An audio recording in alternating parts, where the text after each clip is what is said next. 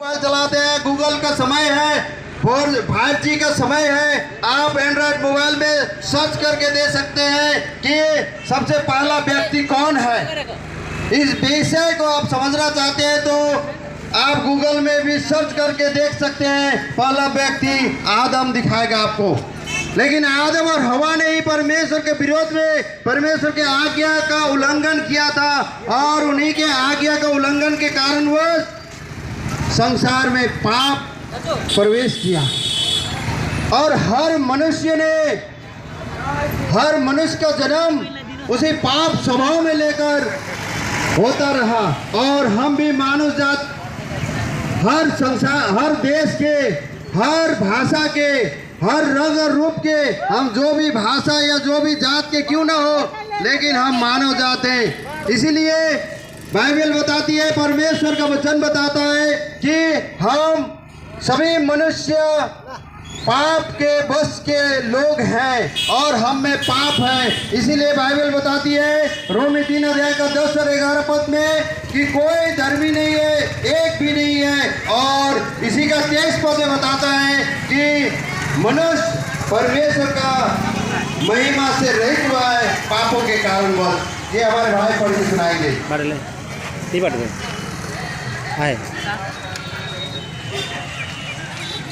No बात नहीं। जैसे लिखा है कोई भी धर्मी नहीं, एक भी नहीं। जैसा लिखा है कोई भी धर्मी नहीं, लेगा तुम्हें कोई समझदार नहीं, कोई समझदार नहीं, कोई परमेश्वर का खोजने वाला नहीं, कोई परमेश्वर का खोजने वाला नहीं। सब भटक गए हैं, सब भटक गए हैं, सबके सब निकम्मे बन गए हैं। सबके सब निकम्मे बन गए हैं। कोई भलाई करने वाला नहीं, कोई भलाई करने वाला नहीं, एक भी नहीं। एक भी नहीं। उनका गला खुली हुई कब्र है, उनका गला खुली हुई कब्र है,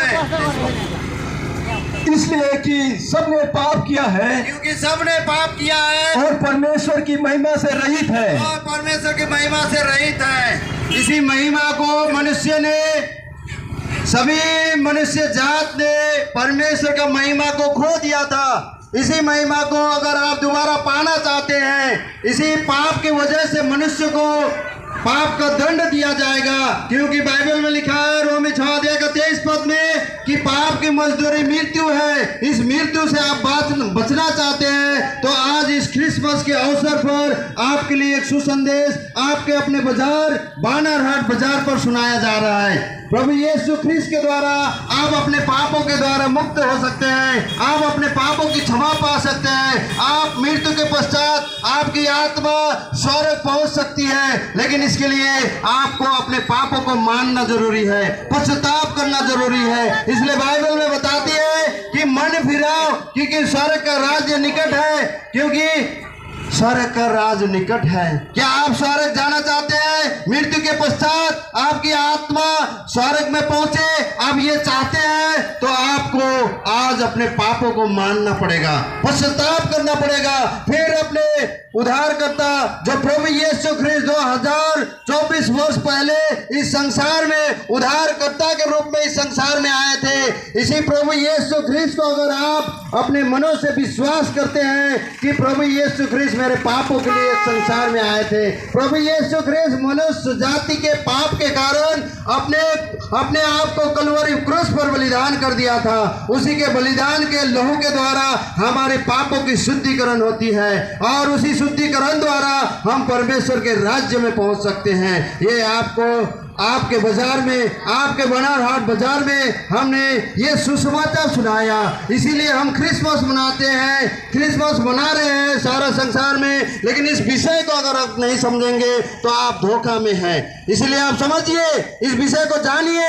सारा संसार में क्रिसमस मनाया जा रहा है, लेकिन यह विषय क्या है? प्रभु यीशु ख्रीस्त पापियों को उद्धार करने के लिए, मुक्ति देने के लिए, पापों से पाप की क्षमा देने के लिए इस संसार में आए थे। तो अगर आप पापों से क्षमा चाहते हैं तो प्रभु यीशु ख्रीस्त के चरणों पर आइए। प्रभु यीशु ख्रीस्त आपको भी पापों से क्षमा देंगे और आपके मृत्यु के पश्चात आप स्वर्ग के राज्य पर उस महिमा को दोबारा पा सकेंगे। धन्यवाद। हम संक्षिप्त समय पर ये छोटी